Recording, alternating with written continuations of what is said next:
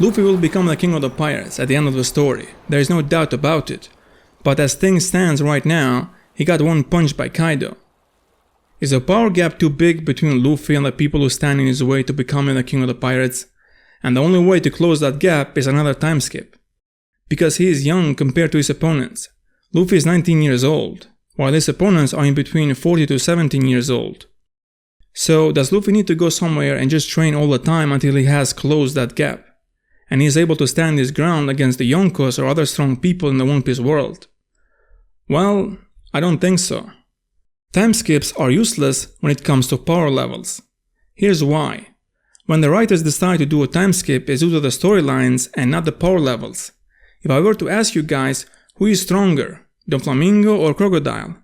I'm sure some of you think that Crocodile is stronger and some of you Doflamingo is stronger, or that they are the same level when it comes to power levels. But here's the thing, Luffy did defeat Crocodile without his gears or haki. Besides Crocodile being strong physically, he has a Logia type Devil Fruit and has awakened his Devil Fruit. And that's how he was able to stop the rain in Alabasta. It did start raining only after he was defeated. And in the fight against Doflamingo, Luffy did not fight alone. Law did fight Doflamingo as well. And then towards the end of the fight, Luffy was aided by the people of Dressrosa to defeat Doflamingo as well. So Luffy had a harder time defeating Doflamingo, even though he did use Gear 4 and Haki and he had help from Law and the people there. So you can see that the time skip had no effect whatsoever. That's why I said that the time skips are useless when it comes to power levels. So if a time skip is not the answer, then how can Luffy close the power gap? Well, in order to find the answer to that question, we need to look at things from Oda's perspective. First, let's look at Luffy. Why there is such a gap between him and the Yonkos or other strong people? Is there something wrong with Luffy? Is he weak or not a good fighter?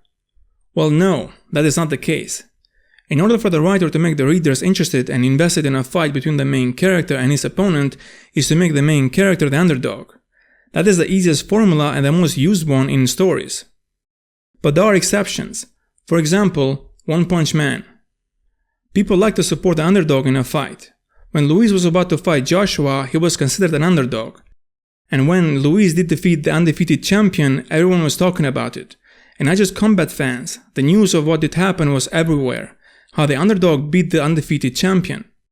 And that's why the writers use the underdog formula, because it does get people's attention. But when it comes to Oda, I think he goes a little bit further than normal, the way he implements the formula in the story. Let's take for example what did happen between Luffy and Kaido.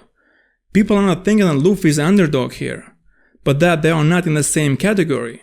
So it is not that Luffy is weak or that there is something wrong, but that's how Oda does implement the underdog formula. That's what he thinks is the best for the story, and that's what the readers will enjoy more.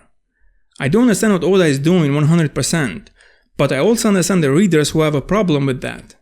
Because the power gap is big, and since the way the story progresses forward is by Luffy defeating his opponents, then some of those victories seemed undeserved in the eyes of the readers.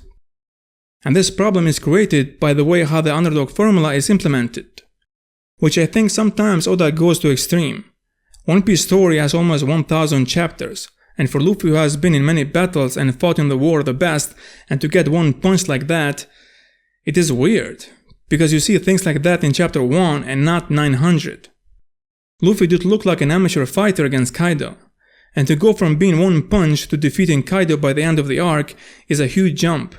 And it could seem unrealistic, even if he will have help from other people.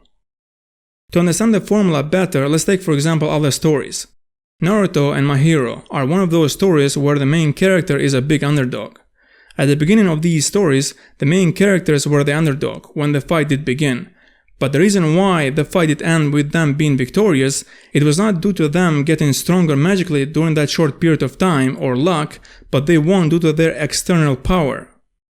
Naruto did not win the fight, the fox did win the fight. The fox is one of the most powerful beings in the world. And the same thing is with Midoriya. He did not win the fight, but his quirk did, which is one of the most powerful quirks in the story. But Luffy doesn't have an external power, so that's what is creating this problem. I'm not saying that the main character has to have an external power, and that's the only way things would make sense. No, not at all.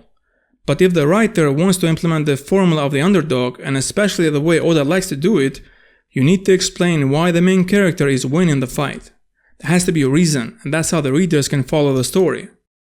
One way how Oda could have avoided all of that is Luffy awakening his Devil Fruit.